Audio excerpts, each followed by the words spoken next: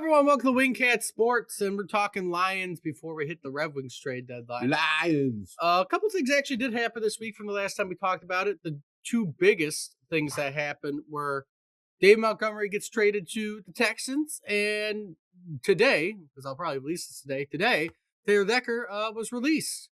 That allowed a lot of cap space to happen, but also some holes that we now need to fill on the Lions.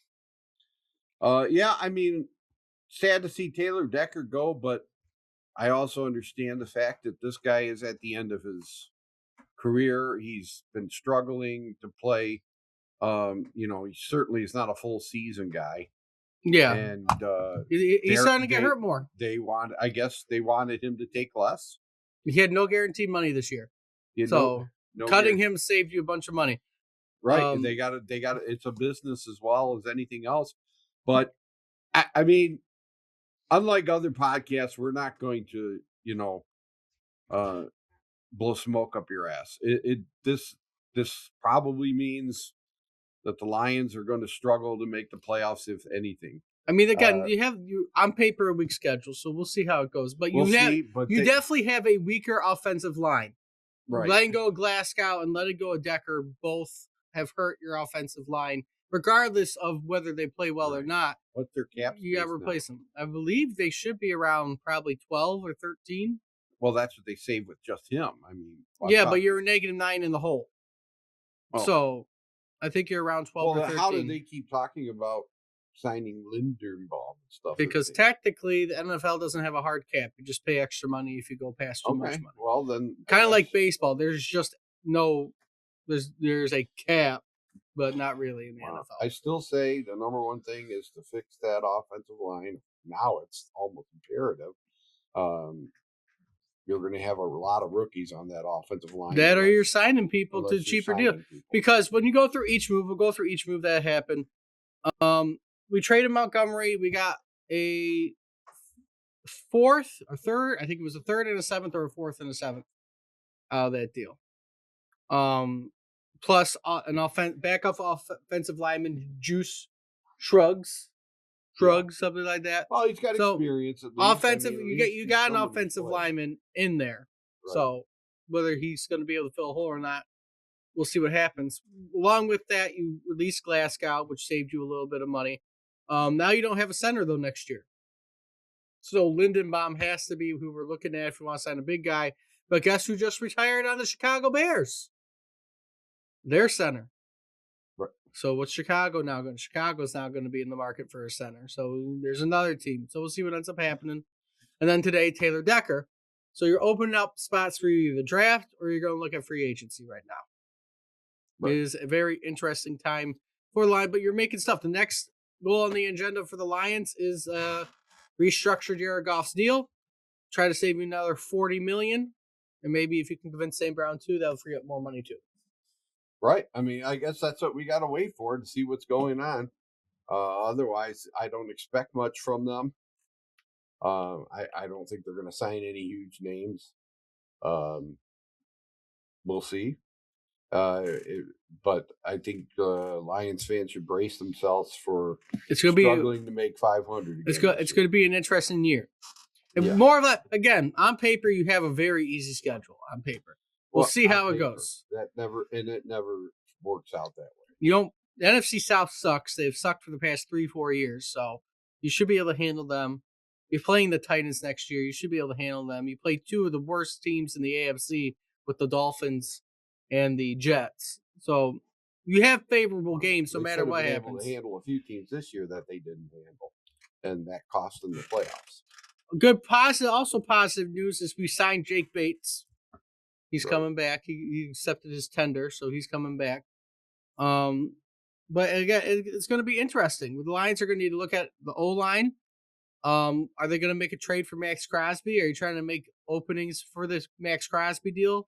But also, are you curious of not doing it because, Terrion Arnold apparently, as more news has come out this week, that he is the one who went after the guys who stole money from him. Yeah. So where's that put him on your team? In the eyes of the law, that's a bad thing. But realistically, I don't blame him. If you can manage going after the guy who stole $250,000 from you. That's a lot of money. And Yeah. beat the crap out of him. I mean, I think anybody would do that. Well, yeah. If you can find them. Hey, as long as it isn't, the big ones where it's drugs or sexual assaults. I mean, or it's something it's really still bad. I'm not. I think we should be in a forgiving mood. But, I mean, it's still a domestic assault. Well, because he beat the crap out of the guy who stole $250,000. It's a guy he beat the crap out of, though, right? Yeah. Well, then I don't give a crap. The people who stole money from him and the stuff, he apparently kidnapped them and beat the crap out of them. Well, kidnapping's a big deal. That's a part of it. The kidnapping is a part of it. That's the bad part of it. But beating the crap out of somebody who took you $250,000 from you, I don't. That all let pass. It'll be interesting, though. I mean, as things clear up, where is the draft going to go? And how are you going to manage it? I believe you have a good amount of draft picks. Let me look it up before we end up leaving here. But the draft is going to be interesting overall. We hold the 17th overall. We got 1 the first round, 1 the second round, no third round pick, 2 in the fourth round, 1 the fifth round, 2 in the sixth, and 1 the seventh. 2 in the fourth round. 2 in the fourth round. All right, those are going to have to be important picks. Then I mean, he's going to have to find somebody. He's either going to group up both those fours to go for a third round pick, or we're just going to be waiting until the fourth round. You're going to see a running back taken in the fourth round, or he's going to trade up in the third. Maybe we'll see. Though that is one thing I've heard. Another rumor. A potential replacement we could do is go after Aguilar from the Falcons, who honestly has not been bad. It might not be a bad backup to Gibbs in third down situations. Maybe. Like I said, it's gonna. But again, you're going to have to fix that offensive line, or Gibbs ain't going to have a year that he thinks he's going to have. You got to have people who can block, and you got to have people who can protect Goff. If that doesn't happen, it's not that hard to understand.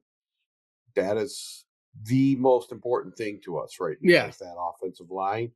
Our whole thing being based on that, whether we win or not. Another guy who I think is being released, who we could technically go after, is Connor from the Cardinals. The running back? Yeah, put him as a third down back, power back. It might work. It might work. I don't know how well that would go. A lot lately, but you take a lot more load off of him having him as a backup. That's true. He wouldn't have the load he had in Arizona. That's true. Again, that's another team we're playing this year who is releasing Kyler Murray. So, shouldn't have any problems with playing. They're going to have a rookie quarterback or some schmuck. I'm not optimistic about anything until I see what that offensive line's going to look like. Until then, this team is not going to go very far. Another option you could go with, because I know he's probably a free agent, if you really wanted to bring the nostalgic hometown feeling of the beginning of the Dan Campbell era, Jamal Williams is probably out there available somewhere. Bring back the nostalgia. Yes. Bring it back. We all love Jamal, but he's like 35 now, isn't he? And again, you use him as a third down back. I mean, he got his 17. You say he got his 17 touchdowns mostly from inside the 5. Right. So. Oh yeah. But we had an outstanding offensive lineman. That too. But there's options. There's options for the Lions at running back. I think the running back issue is not going to be as much of a problem. They'll find somebody for cheap. They're going to probably move Sewell over to the left tackle. Probably. So, like I said, you're going to have to find a starter in the draft for the offensive line, and you're going to have to pick up a free agent. Yeah. So we'll figure it out. This is, yeah, I mean, this is going to be tough. Yeah, it'll be interesting to see what happens as our stuff is breaking and we have to figure everything out now. But it'll be interesting. Offensive line is going to be the issue. For the most part, it's going to be the issue. Trying to find replacements for that. Maybe the defensive line, but I think the running back part is not going to be that much of an issue. I'll end it here while everything's breaking around me. Hopefully nothing messed up with the video. If you like what you know, like, comment, subscribe. Let us know what you think about the Lions off-season move so far. Until next time, hope to see everybody.